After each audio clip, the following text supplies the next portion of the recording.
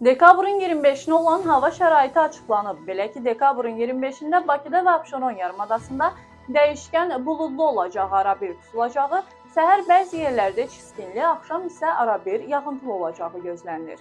Bu barədə Milli Hidrometeorologiya Xidmətindən məlumat verilib. Bildirilib ki, şimal-qərb küləyi gündüz arabir güclənəcək. Havanın temperaturu gecə 3 dərəcədən 6 dərəcəyə dək, gündüz 6 dərəcədən 9 dərəcəyə dək olacaq.